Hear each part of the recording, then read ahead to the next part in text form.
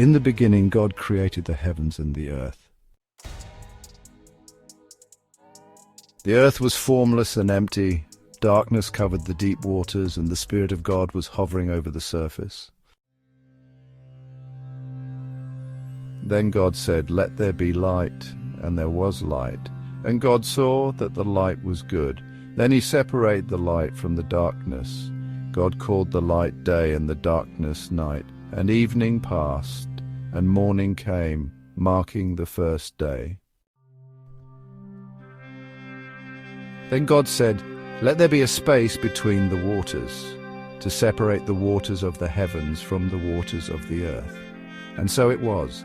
God called the space sky, and evening passed, and morning came, marking the second day. Then God said, "Let the waters beneath the sky flow together into one place, so dry ground may appear." And God called the dry ground land, and the waters seas. Then he said, "Let the land sprout with vegetation, every sort of seed-bearing plant and trees that grow seed-bearing fruit." And it was so. God saw that it was good, and evening passed, and morning came, marking the third day. Then God said, "Let there be lights in the sky to separate day from night.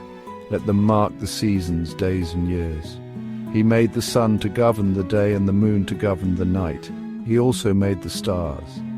And God saw that it was good. Evening passed and morning came, marking the fourth day. Then God said, "Let the waters be filled with living creatures, and let birds fly above the earth across the sky." So God created great sea creatures, and every living thing that moves in the water, and every winged bird, and God saw that it was good. Then he blessed them, saying, "Be fruitful and multiply." And evening passed, and morning came, marking the fifth day. Then God said, "Let the earth produce every sort of animal, livestock, small creatures, and wild animals." And God saw that it was good. Then God said, "Let us make human beings in our image, to be like us. They will reign over the fish in the sea, the birds in the sky, the livestock, and all the creatures that move along the ground." So God created mankind in his own image. In the image of God he created them, male and female he created them. Then God blessed them and said, "Be fruitful and multiply, fill the earth and govern it." And God saw everything he had made, and it was very good. Evening passed, and morning came, marking the sixth day. On the seventh day, God had finished his work of creation, so he rested from all his work. And God blessed the seventh day and made it holy, because on it he rested from all the work of creation. The Bible does not explicitly discuss the concept of evolution. Rather, its worldview assumes that God is the creator of the world and all life within it. From the very first verse, "In the beginning, God created the heavens and the earth," Genesis 1:1, Scripture establishes a theistic foundation for existence.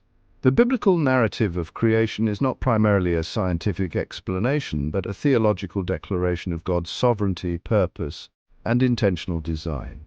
The biblical view of creation is not in conflict with science itself. Rather, it stands in contrast to any worldview that begins without a creator.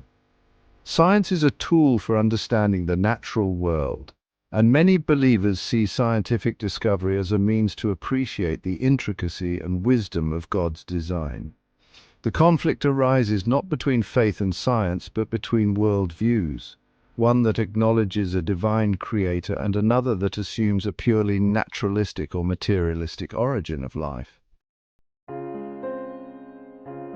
Throughout history, many scientists of faith have contributed to discoveries while maintaining a firm belief in God.